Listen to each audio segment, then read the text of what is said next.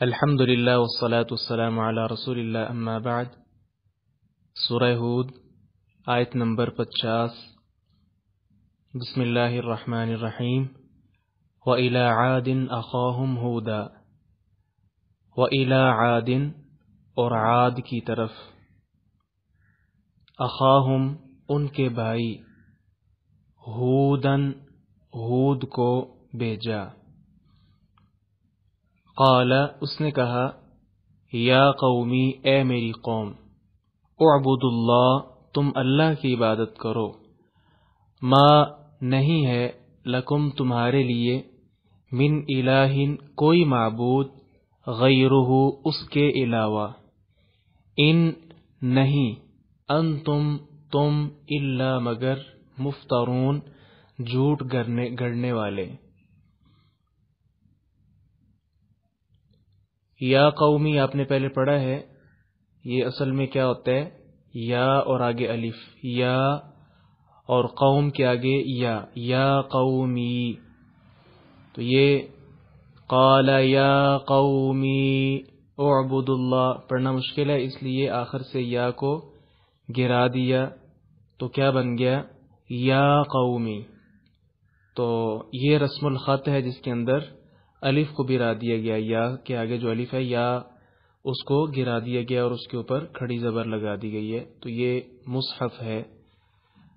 یا قومی اے میری قوم، ترجمہ برقرار رہے گا، اے میری قوم۔ آگے آپ نے پہلے پڑھا ہوا ہے کہ ان کا ترجمہ ہوتا ہے اگر، لیکن اس کے آگے اگر الا آ جائے تو اس کا ترجمہ کیا کیا جاتا ہے، نہیں۔ وَإِلَىٰ عَادٍ أَخَاهُمْ هُودًا اور قوم عاد کی طرف ان کے بھائی ہود کو بھیجا۔ قال یا قوم اعبدوا اللہ اس نے کہا، اے میری قوم تم اللہ کی عبادت کرو، ما لکم من الہ غیر تمہارے لیے اس کے علاوہ کوئی معبود نہیں، ان انتم الا مفترون نہیں ہو تم مگر جھوٹ گڑنے والے۔ پوری آیت کا ترجمہ کیا ہو جائے گا، اور عاد کی طرف ان کے بھائی ہود کو بھیجا، اس نے کہا، اے میری قوم اللہ کی عبادت کرو، اس کے سوا تمہارا کوئی معبود نہیں، تم تو صرف جھوٹ باندھنے والے ہو۔ جی، وَإِلَىٰ عَادٍ أَخَاهُمْ هُودًا، اخاہم اس کا یہاں معنی کیا ہوگا، بھائی ہی ہوگا۔ مراد اس سے کیا ہے کہ عاد جو قوم ہے اس قوم میں سے ہی ایک فرد کو، جس کا نام ہود ہے، اللہ تعالیٰ نے نبی بنا کر بھیجا۔ قوم عاد آپ جانتے ہیں یہ بت پرست قوم تھی، بتوں کی عبادت کرتی تھی۔ ان کے تفصیل سے جو حالات ہیں وہ سورۃ الاعراف میں بیان ہوئے ہیں، آیت نمبر 65 میں۔ قال یا قومی انہوں نے کہا، اے میری قوم۔ دیکھیں کتنے اچھے انداز کے ساتھ ان کو مخاطب کر رہے ہیں، جبکہ وہ کافر لوگ تھے، مشرک لوگ تھے۔ ان کو نہیں کہا او مشرکو او کافرو، نہیں، بلکہ کیا کہا، یا قومی اے میری قوم۔ تو اس کے ساتھ انہوں نے اپنا تعلق اور اپنی قوم کے لیے جو خیر خواہی ہے اس کو ظاہر کیا۔ تو یہ ہمارے لیے بھی نمونہ ہے کہ ہم اگر کسی کو بلائیں، کسی کو ہم سمجھتے ہیں کہ یہ بدعتی ہے، کافر ہے، منافق ہے، تو اس کو بھی اچھے انداز کے ساتھ پکارنا چاہیے، جیسا کہ یہ انبیاء کا طریقہ ہے۔ اور آگے فرمایا، ان انتم الا مفترون۔ مفترون آپ نے پہلے پڑھا ہے، ایک ہوتا ہے کذب، ایک ہوتا ہے افطرا، اس افطرا سے ہے مفترون۔ تو یہ ہوتا ہے افطرا، جان بوجھ کر ایسا جھوٹ بولنا جس کے متعلق بولنے والے کو معلوم بھی ہو کہ یہ واضح جھوٹ ہے۔ تو یہ کیا ہے، اللہ کے علاوہ عبادت کے لائق ہی نہیں، تو اس کو تم معبود کیسے بنا سکتے ہو؟ تمہارا اللہ کے علاوہ کسی کو معبود بنانا یہ صرف اور صرف کیا ہے، افطرا ہے، اللہ تبارک و تعالی پر جھوٹ گڑنا ہی ہے۔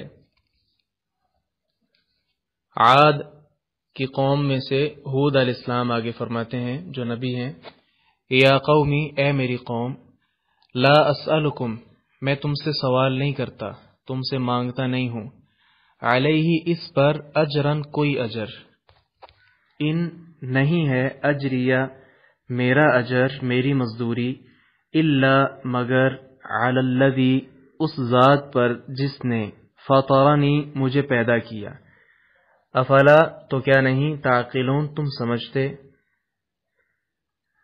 ایک ہوتا ہے خلقہ، ایک ہوتا ہے فطرہ، دونوں کا مطلب پیدا کرنا ہی ہوتا ہے، لیکن جو خلقہ ہے وہ ذرا عام ہے اور فطرہ ذرا زیادہ خاص ہے، یعنی اس کے اندر زیادہ مبالغہ سمجھ لیں یا معنی کے اعتبار سے یہ لفظ زیادہ موزوں ہے۔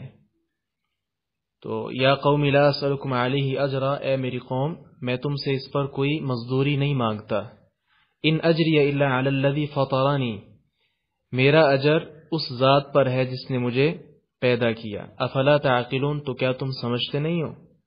ساری آیت کا ترجمہ ہو جائے گا، اے میری قوم میں تم سے اس پر کوئی مزدوری کا سوال نہیں کرتا، میری مزدوری اس کے سوا کسی پر نہیں جس نے مجھے پیدا کیا ہے، تو کیا تم سمجھتے نہیں ہو۔ فطرنی، یہ جو فطر ہے اس کا اصل مطلب ہوتا ہے پھاڑنا، جیسا کہ سورۃ الانفطار میں باری تعالیٰ فرماتے ہیں، پہلی آیت ہے اذا السماء انفطرت، اور جب آسمان پھٹ جائے گا، تو یہاں فطرنی سے مراد ہے کہ مجھے کسی گزشتہ نمونے کے بغیر اللہ تعالیٰ نے پیدا کیا ہے۔ آگے فرمایا افلا تعقلون تو کیا تم سمجھتے نہیں ہو، یعنی جو شخص سچے دل کے ساتھ دعوت و تبلیغ اور نصیحت کی مشقت اٹھا رہا ہے اور اجر بھی آپ سے نہیں لے رہا، کسی قسم کی تنخواہ بھی آپ سے وصول نہیں کر رہا، تو کم از کم اس شخص کی بات تو سنیں، اس کی دعوت قبول تو کریں، کیونکہ جو بڑی مشقت کے ساتھ یہ سارا کچھ کر رہا ہے اس کی بات جو ہے وہ بے وزن تو نہیں ہو سکتی کہ اسے بغیر سوچے سمجھے ہی آدمی رد کر دے۔ آگے فرمایا وَيَا قَوْمِ، اور اے میری قوم، استغفروا تم بخشش مانگو، استغفار کرو، ربکم اپنے رب سے، ثم پھر توبو تم رجوع کرو، توبہ کرو، الیہ اس کی طرف، یرسل بھیجے گا، یرسل وہ بھیجے گا، السماء بادل کو، علیکم تم پر، مدرارا خوب برسنے والا، وَيَزِدْكُمْ اور وہ زیادہ کرے گا تمہیں، قوتاً قوت میں، اِلَىٰ قُوَّتِكُمْ تمہاری قوت کے ساتھ، وَلَا تَتَوَلَّوْا اور تم سب رو گردانی اختیار نہ کرو، منہ نہ موڑو، مجرمین مجرم بنتے ہوئے۔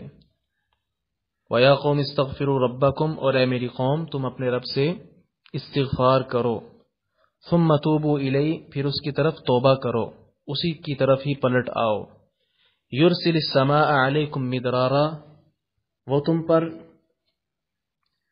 بادل کے ذریعے خوب برسنے والی بارش وغیرہ اتارے گا، وَيَزِدْكُمْ قُوَّةً إِلَىٰ قُوَّتِكُمْ اور تمہیں تمہاری قوت کے ساتھ مزید قوت عطا کرے گا، وَلَا تَتَوَلَّوْا مُجْرِمِينَ اور تم مجرم بنتے ہوئے روگردانی اختیار نہ کرو۔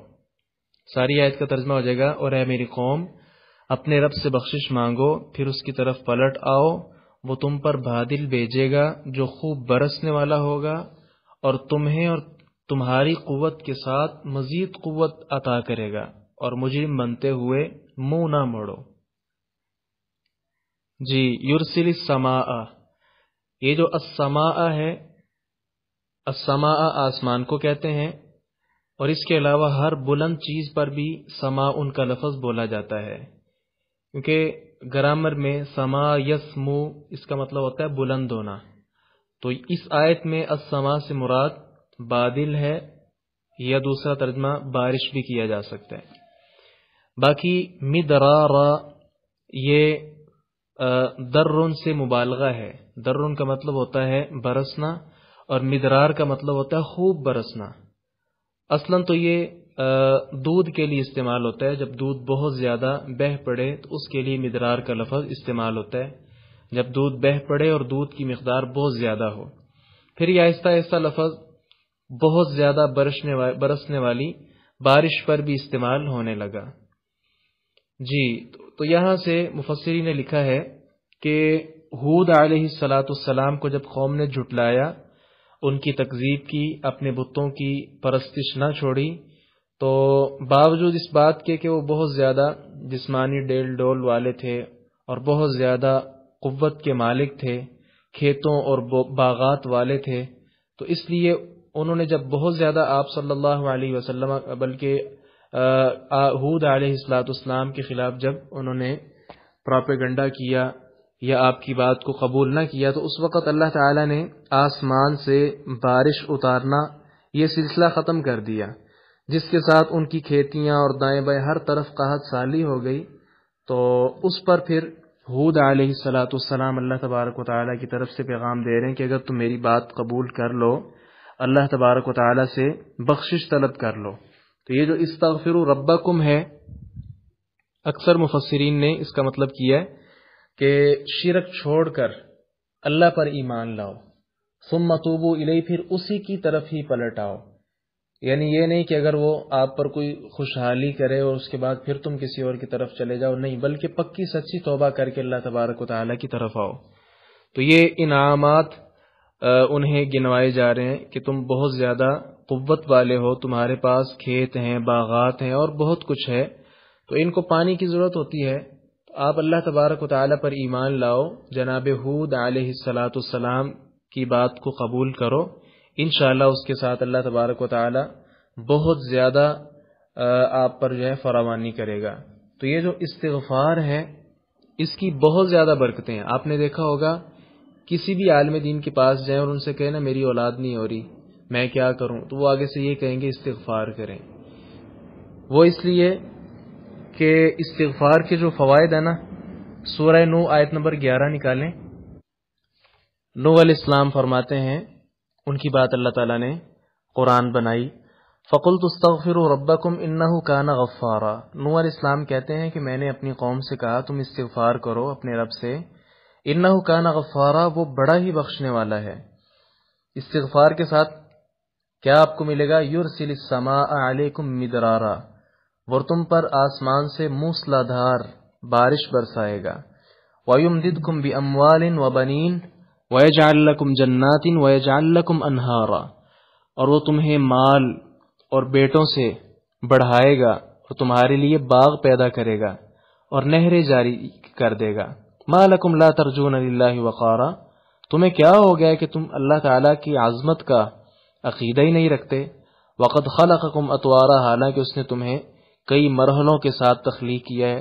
تو یہ نوح علیہ السلام کی جو دعوت ہے استغفار کے حوالے سے خصوصی طور پہ وہ آپ نے بھی دیکھ لیا۔ تو استغفار کی بہت زیادہ برکات ہیں۔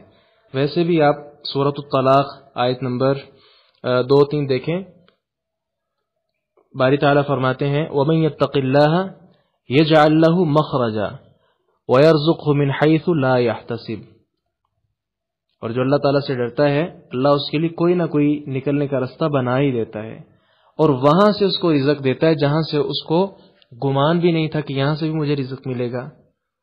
اس لیے استغفار اس کی بہت زیادہ برکات ہیں آج بھی اور اس وقت بھی۔ جناب نوح علیہ السلام نے اور پھر جناب ہود علیہ السلام نے بھی اپنی قوم سے اس کا خصوصی طور پہ ذکر کیا ہے۔ اور آگے فرمایا کہ وَلَا تَتَوَلَّوْا مُجْرِمِينَ، اس کا مطلب کیا ہے کہ میری اطاعت سے منہ موڑ کر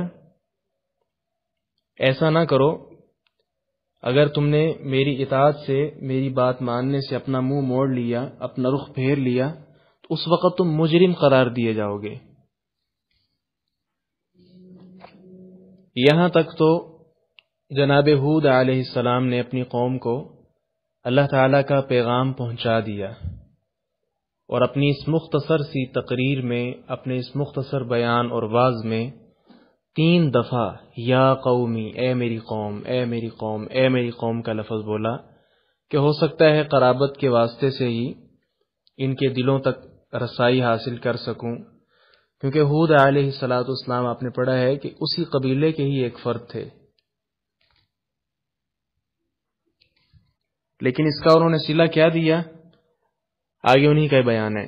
قالو، انہوں نے کہا، مراد ہود علیہ السلام کی قوم ہے، یا ہود، اے ہود، ما جئتنا، تو نہیں لایا ہمارے پاس، ببینۃ، کوئی واضح دلیل.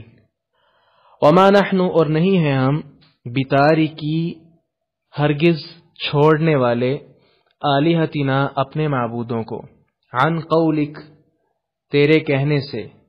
وما نحن اور نہیں ہیں ہم لکا تجھ پر بمؤمنین ایمان لانے والے. بتارکی اصل میں تارکین ہے چھوڑنے والے، اردو میں استعمال ہوتا ہے ترک کرنا. تو بتارکی آلہتنا ملا کر پڑھنے میں دشواری ہے، اس وجہ سے نون کو گرا دیا گیا تو یہ بتارکی ہو گیا. بتارکی آلہتنا عن قولک. تو انہوں نے کیا کہا؟ قالوا یا ہود، انہوں نے کہا اے ہود، ما جئتنا ببینہ، تو ہمارے پاس کوئی واضح دلیل نہیں لایا. وما نحن بتارکی آلہتنا اور ہم اپنے معبودوں کو ہرگز بھی چھوڑنے والے نہیں ہیں عن قولک محض تیرے کہنے سے. ساری آیت کا ترجمہ ہو جائے گا انہوں نے کہا اے ہود تو ہمارے پاس کوئی واضح دلیل لے کر نہیں آیا اور ہم اپنے معبودوں کو تیرے کہنے سے ہرگز چھوڑنے والے نہیں ہیں اور نہ کسی طرح تجھ پر ایمان لانے والے ہیں. یہ بات تو کنفرم ہے کہ ہر پیغمبر اللہ تعالیٰ کی طرف سے ہوتا ہے اور اس کے ساتھ واضح دلائل ہوتے ہیں، یقینی آیات اور نشانیاں وہ لے کر آتا ہے. وہ نشانیاں اس قدر ہوتی ہیں، اس قدر پختہ ہوتی ہیں کہ دیکھنے والا فوراً اس کو نبی ماننے کے لیے تیار ہو جاتا ہے. یعنی کسی قسم کا اس کے دل میں، دل و دماغ میں شک شبہ بھی نہیں رہتا. اتنی اللہ تبارک و تعالی واضح نشانیاں دے کر اپنے انبیاء کو بھیجا کرتے ہیں. لیکن وہ سورۃ البقرہ میں ہے نا، آیت نمبر 6-7 میں ان الذین کفروا سواء علیہم انذرتہم ام لم تنذرہم لا یؤمنون. کافروں پر برابر ہے کہ آپ انہیں ڈرائیں یا نہ ڈرائیں، یہ ایمان نہیں لانے والے. تو جو بہت زیادہ ضدی ہے، ہٹ درم ہے، بہت ہی زیادہ عقل کا کورا ہے، ضد اور عناد کی وجہ سے ایسا کرتے ہیں، انبیاء کو جھٹلاتے ہیں، تو ان کا حال وہی ہے جو ان الذین کفروا سواء علیہم میں اللہ تعالیٰ نے بتایا کہ ان کو ڈرائیں یا نہ ڈرائیں یہ ایمان نہیں لانے والے. تو اس آیت کریمہ میں 4 جملوں میں ہود علیہ السلام کی قوم نے سخت ترین لفظوں سے اپنے پیغمبر کو جھٹلایا ہے. سب سے پہلے تو انہوں نے آپ کی نبوت پر سوالیہ نشان لگایا ہے کہ آپ کی نبوت پر کوئی دلیل نہیں ہے، واضح واضح بہتان ہے کہ آپ اپنے آپ کو نبی کہہ رہے ہیں. دوسرے اور تیسرے جملے میں ما کا استعمال کیا ہے کہ وما نحن بتارکی آلہتنا، اور آگے وما نحن لک بمؤمنین. ما نافیہ نفی اور اس کے ساتھ پھر آگے با، تو اس میں تاکید پیدا ہو جاتی ہے کہ ہم ہرگز بھی نہ تو اپنے معبودوں کو چھوڑنے والے ہیں اور نہ ہی تجھ پر ایمان لانے والے ہیں. اس آیت تک 3 جملے ان کے ہو گئے جو انہوں نے ہود علیہ السلام کے بارے بڑے سخت ترین الفاظ استعمال کیے. چوتھا جملہ اگلی آیت میں ہم دیکھتے ہیں. آگے فرمایا ان نہیں نقول ہم کہتے الا مگر اعطا کا تجھے مبتلا کر دیا ہے بعض آلہتنا ہمارے بعض معبودوں نے بسوء برائی میں. قال ہود علیہ السلام نے کہا انی بے شک میں اشہد اللہ گواہ بناتا ہوں اللہ کو، واشہدو اور تم بھی گواہ رہو، انی کہ میں بری ہوں، مما ہر اس چیز سے جو تشرکون تم شریک بناتے ہو. اگلی آیت دیکھیں، من دونی ہی اس کے سوا، فکیدونی تو تم میرے خلاف تدبیر کر لو، کوئی چال چل لو، جمیعاً سب مل کر، ثم لا تنظرون پھر تم مجھے مہلت بھی نہ دو. ان نقول الا اعتراکا ہم اس کے سوا کچھ نہیں کہتے مگر یہ کہ تجھے مبتلا کر دیا ہے بعض آلہتنا بسوء ہمارے بعض معبودوں نے برائی میں. قال انی اشہد اللہ ہود نے کہا بے شک میں اللہ کو گواہ بناتا ہوں، واشہدوا انی بریء اور تم بھی گواہ بن جاؤ کہ میں بری ہوں، مما تشرکون ہر اس چیز سے جو تم شرک ٹھہراتے ہو، من دونہ اس کے سوا، فکیدونی جمیعا تو تم سب مل کر میرے خلاف کوئی چال چل لو، ثم لا تنظرون، پھر تم مجھے کوئی مہلت بھی نہ دو۔ ساری آیت کا ترجمہ دونوں آیات کا بن جائے گا، ہم اس کے سوا کچھ نہیں کہتے کہ ہمارے معبودوں میں سے کسی نے تجھے کوئی آفت پہنچا دی ہے، اس نے کہا میں تو اللہ کو گواہ بناتا ہوں اور تم بھی گواہ رہو کہ میں اس سے بری ہوں جو تم شریک بناتے ہو، اس کے سوا چنانچہ تم سب میرے خلاف کوئی تدبیر کر لو، پھر مجھے مہلت بھی نہ دو۔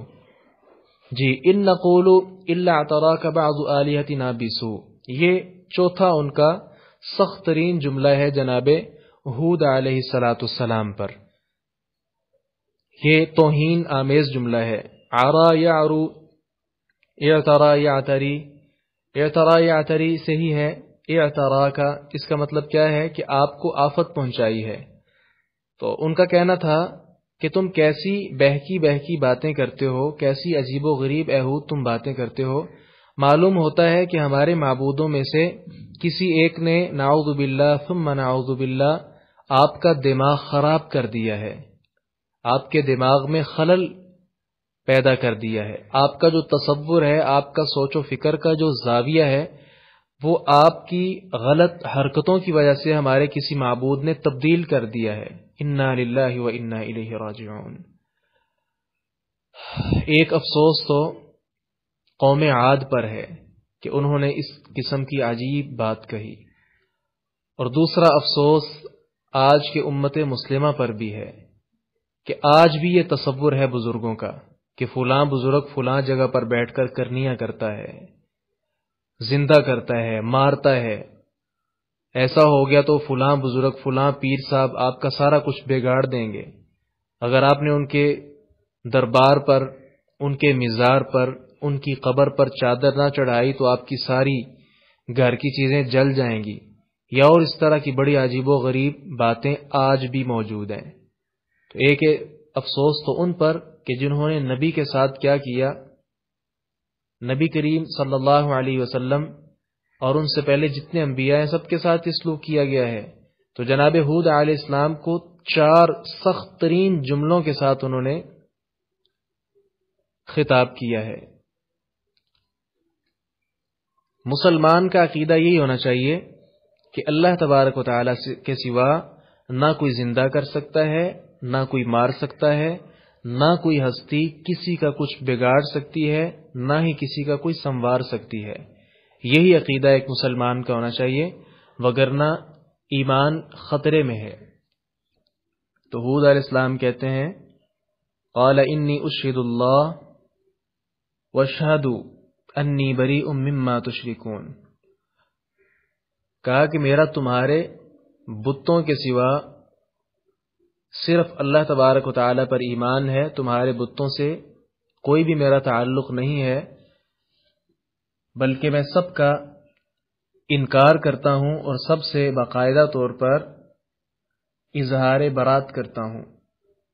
اور آگے فرمایا فَكِيدُونِي جَمِيعًا ثُمَّ لَا تُنظِرُونَ، اس کا مطلب یہ ہے کہ تم جو کہتے ہو کہ ہمارے معبودوں میں سے کسی ایک معبود کی تمہیں مار پڑی ہے کہ تمہارا جو عقل سوچ فکر کا زاویہ ہے وہی تبدیل ہو گیا ہے، تم صحیح طرح سوچ بھی نہیں سکتے، بڑی عجیب و غریب باتیں کرتے رہتے ہو، اگر ایسا ہی ہے تو پھر سب مل کر میرے خلاف جو چال چلنا چاہتے ہو چل لو، چل کر دیکھ لو۔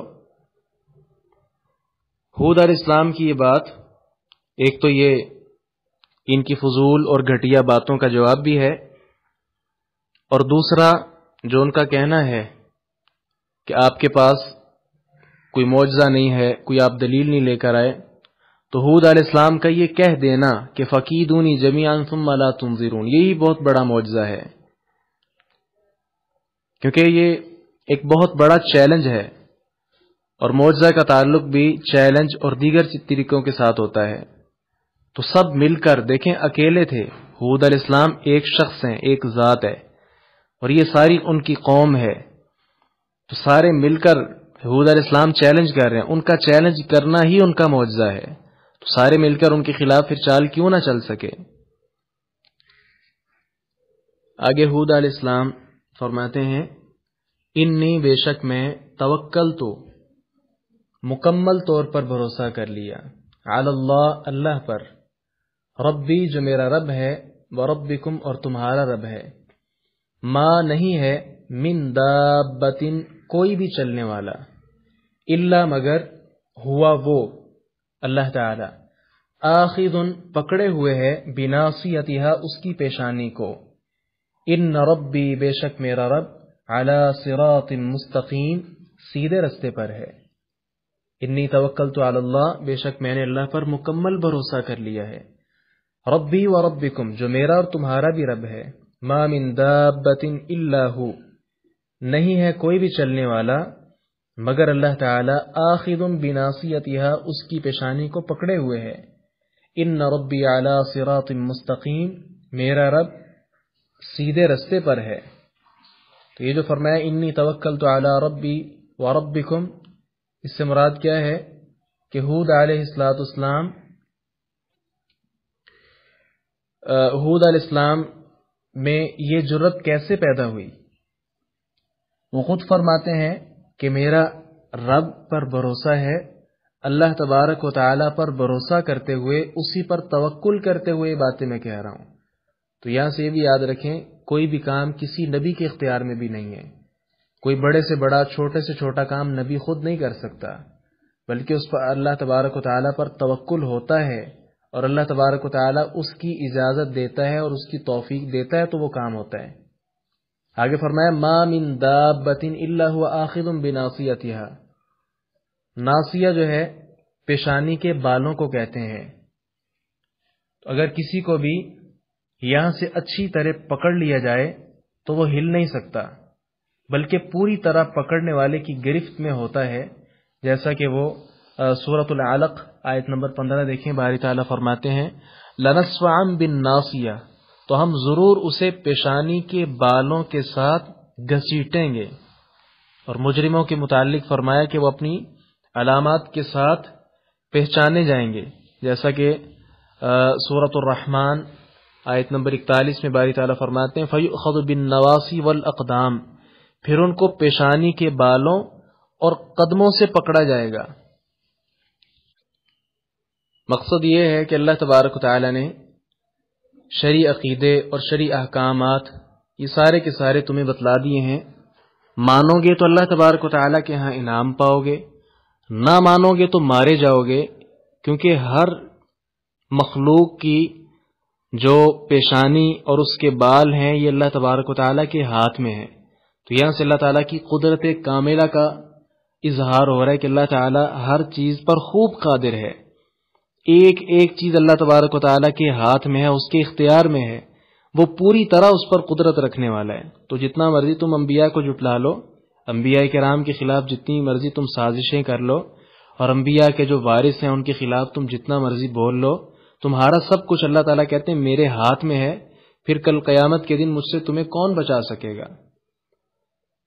سورۃ الانعام آیت نمبر 18 دیکھیں، باری تعالیٰ فرماتے ہیں وَهُوَ الْقَاهِرُ فَوْقَ عِبَادِهِ وَهُوَ الْحَكِيمُ الْخَبِيرُ، اور وہی اپنے بندوں پر خوب غالب ہے، اور وہی کمال حکمت والا، ہر چیز کی پوری خبر رکھنے والا ہے۔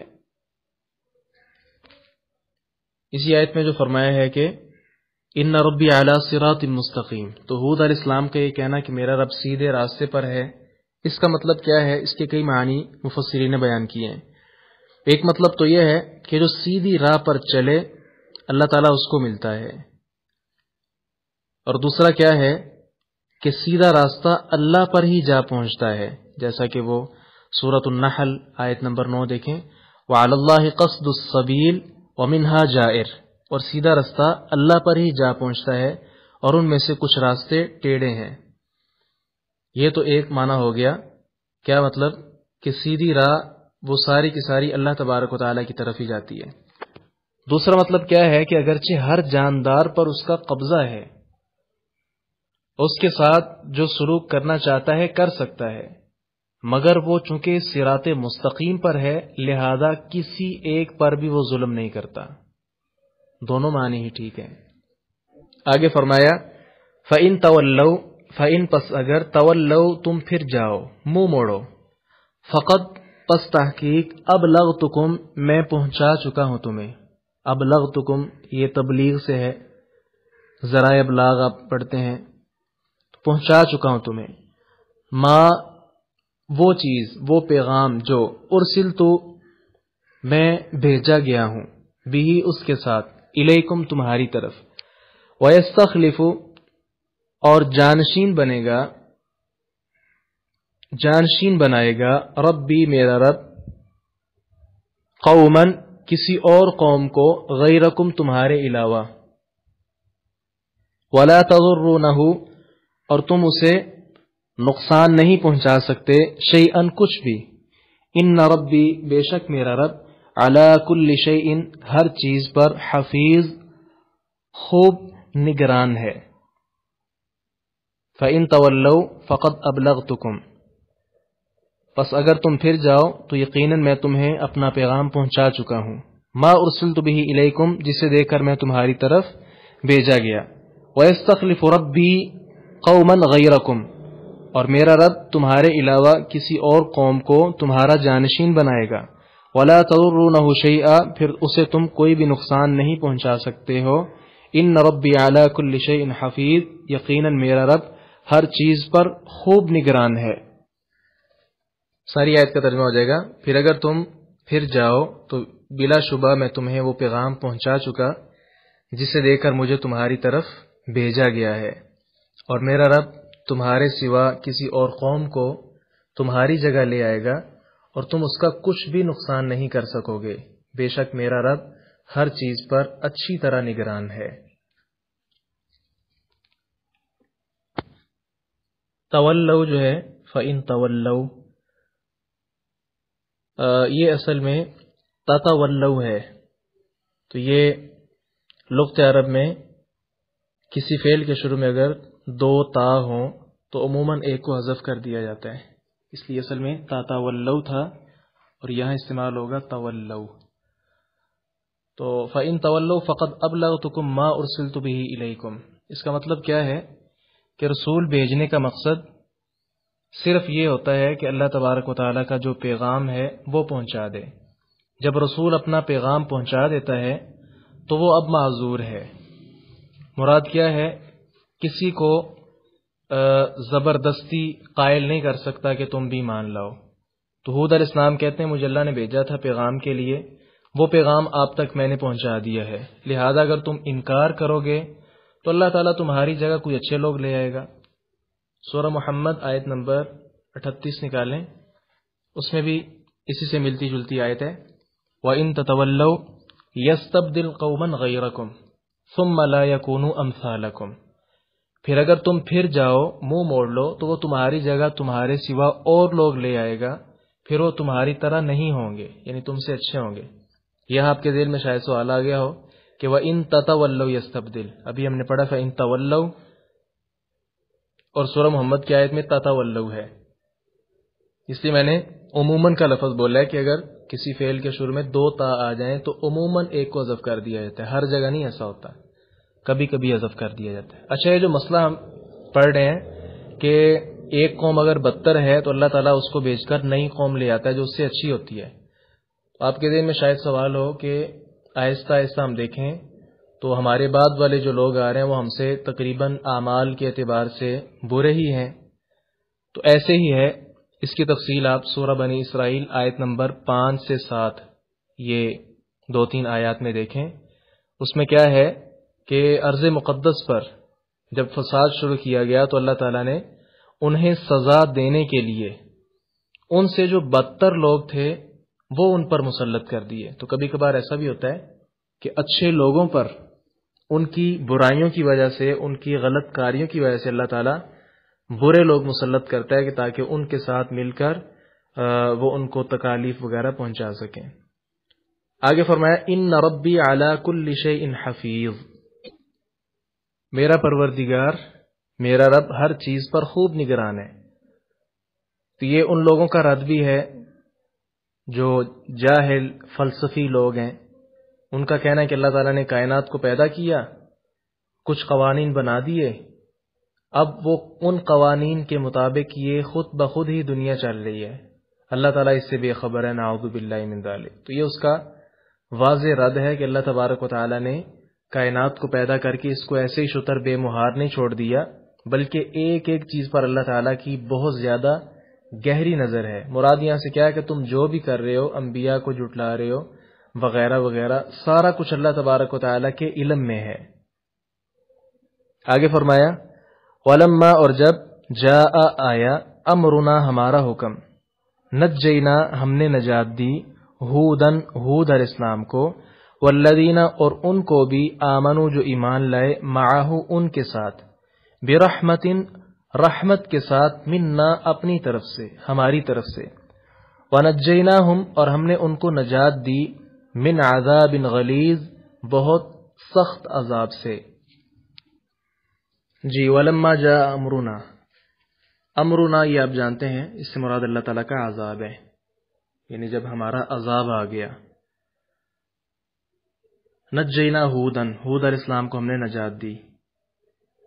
غلیظ کا مطلب سخت عذاب ہے، عذاب غلیظ، سخت عذاب۔ یہ عذاب کیا تھا؟ سورۃ الحاقہ آیت نمبر 6 تا 8 دیکھیں۔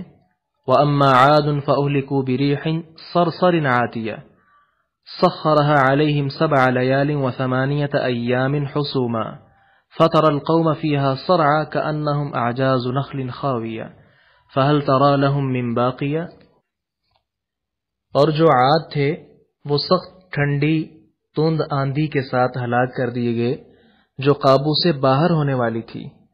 اس نے ان پر 7 راتیں اور 8 دن مسلسل چلائے رکھا، چنانچہ تو ان لوگوں کو اس میں سے اس طرح زمین میں گرے ہوئے دیکھے گا جیسے وہ کھجوروں کے گرے ہوئے تنے ہوں، تو کیا تو ان کا کوئی بھی باقی رہنے والا دیکھتا ہے؟ سیدنا موسیٰ، ابو موسیٰ اشعری رضی اللہ عنہ، ان کی حدیث صحیح بخاری حدیث نمبر 4686، اسی طرح صحیح مسلم 2583 میں موجود ہے۔ رسول اللہ صلی اللہ علیہ وسلم ارشاد فرماتے ہیں، بے شک اللہ عز و جل ظالم کو مہلت دیتا ہے، اس کی بھاگ ڈھیلی کر دیتا ہے تاکہ وہ خوب نافرمانی کر لے اور عذاب کا صحیح طور پہ مستحق ہو جائے، پھر جب پکڑتا ہے تو اس کو بالکل بھی نہیں چھوڑتا۔ اس لیے ان کو بہت زیادہ اللہ تعالیٰ نے مہلت بھی دی۔ ہود علیہ السلام نے کافی ڈرایا، سمجھایا، دھمکایا، لیکن الٹا انہی پر ہی اپنی مخالفت کے جو تیر ہیں وہ چلانا شروع کر دیے، تو اس پر یہ عذاب آیا۔ اچھا، یہ جو کہا گیا ہے کہ نجینا ہودن ومن معہ والذین آمنوا معہ، ہود علیہ السلام اور ان کے ساتھ جو اہل ایمان تھے ان کو اللہ تعالیٰ نے نجات دی ہے، تو یہاں ایک سوال پیدا ہو سکتا ہے کہ اتنی خوفناک تیز آندھی ہو تو وہ فرق کیسے کر سکتی ہے کہ وہ آندھی کافر تک تو پہنچے اور مومن کو اس کے ساتھ کوئی اثر ہی نہ ہو؟ مومن کیسے بچ سکتے ہیں؟ اسی طرح قوم ثمود پر جو چیخ آئی اللہ تبارک و تعالیٰ کی طرف سے، جو عذاب آیا، کافروں کے کان اور دل تو پھٹ گئے، مومن محفوظ رہے۔ تو اس کا جواب اللہ تعالیٰ نے اسی جگہ ہی دی ہے۔ دیکھیں والذین آمنوا معہ، آگے کیا ہے؟ برحمت منا، اپنی عظیم رحمت کی وجہ سے ہم نے ان کو نجات دی۔ تو یہ جو برحمتین، رحمتین کے آخر میں تنوین ہے نا، 2 زبریں آپ کو زیر نظر آ رہی ہیں، تو یہ اس کو کہتے ہیں تنوین تعظیم، عظمت والی تعظیم۔ تو اس کا ترجمہ کیا ہوگا؟ بڑی عظیم رحمت تھی اللہ تعالیٰ کی، جس وجہ سے اللہ تعالیٰ نے ان کو محفوظ کر لیا۔ تو اللہ تبارک و تعالیٰ کا قانون ہے، چونکہ اسی نے ہی چیز کو بھیجا ہے عذاب کو، ہو سکتا نہیں ایسے ہی ہے کہ اللہ تبارک و تعالیٰ نے اس کو حکم ہی نہیں دیا کہ تو مومنوں تک پہنچے۔ اس پر ایک جو ہے شاعر متنبی، اس کا شعر بھی ہے، کہتے ہیں تسود الشمس منا بیض اوجہنا، یہ عربی میں شعر ہے، وما تسود بیض العین واللمم وكان حالهما في الحكم واحدة لو احتكمنا من الدنيا الى حكم۔ اس کا ترجمہ کیا ہے شعر کا؟ دھوپ ہمارے چہروں کی سفیدی کو سیاہ کر دیتی ہے، جبکہ آنکھ کی سفیدی اور بالوں کی سفیدی کو سیاہ نہیں کرتی۔ آپ نے دیکھا نا، دھوپ میں آدمی ہو تو کہتے ہیں کہ دھوپ کی وجہ سے آپ کا رنگ کالا ہو گیا ہے، تو جو رنگ کو کالا کر سکتی ہے، چہرے کی سفیدی کو کالا کر سکتی ہے، وہی دھوک آنکھیں سفید ہوتی ہیں۔ آنکھوں کے اندر جو سفیدی ہے اس کو وہ کالا کیوں نہیں کرتی؟ اسی طرح آدمی کے بال سفید آ جاتے ہیں، ان کو کالا کیوں نہیں کرتی؟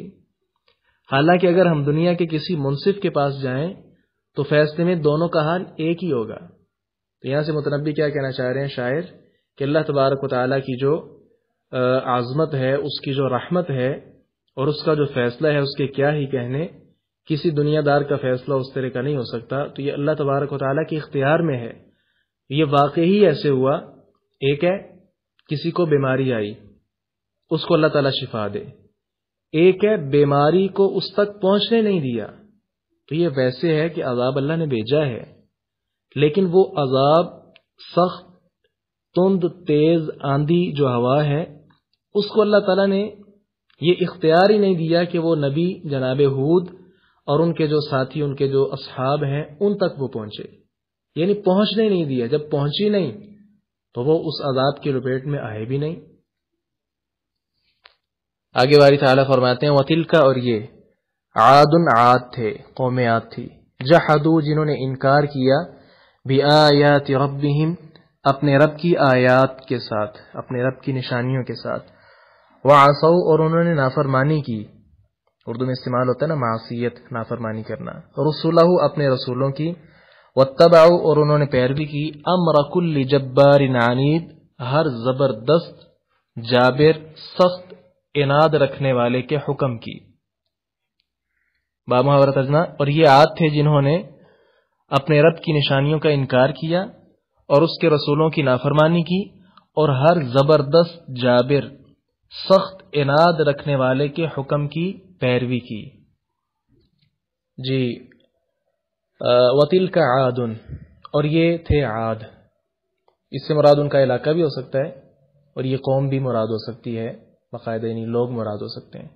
جی، جحدوا بآیات ربہم، جحدوا ایک ہوتا ہے عام انکار کرنا، انکرہ اردو میں استعمال ہوتا ہے، اس نے اس کا انکار کیا، کفر کا بھی یہ مطلب ہوتا ہے انکار، لیکن جحدوا کا مطلب جو ہے نا، جحد اس انکار کو کہتے ہیں، اس بات کا انکار کیا جائے جو باقاعدہ دلیل کے ساتھ ثابت شدہ ہو، یعنی ثابت شدہ واضح بات کا انکار کیا۔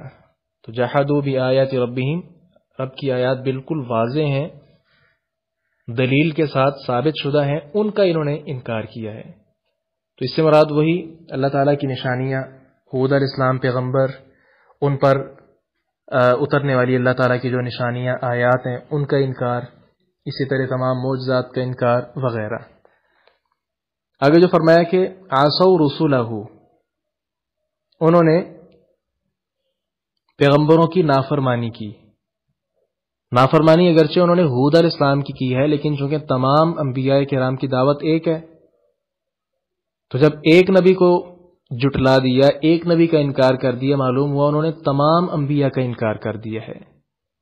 اس لیے فرمایا کہ انہوں نے اس کے پیغمبروں کی نافرمانی کی، جمع کا صیغہ بولا گیا۔ آگے فرمایا کہ وَاتَّبَعُوا أَمْرَ كُلِّ جَبَّارٍ عَنِيدٍ، عنید جو ہے یہ سخت، عناد رکھنے والے کو کہتے ہیں۔ تو یہاں سے مراد ان کے قوم کے جو بڑے بڑے سردار ہیں، جو کہتے تھے کہ ہود کی بات کو نہ مانو، اپنے انبیاء، اپنے جو معبود ہیں ان کو نہ چھوڑو، اس سے وہ مراد ہیں۔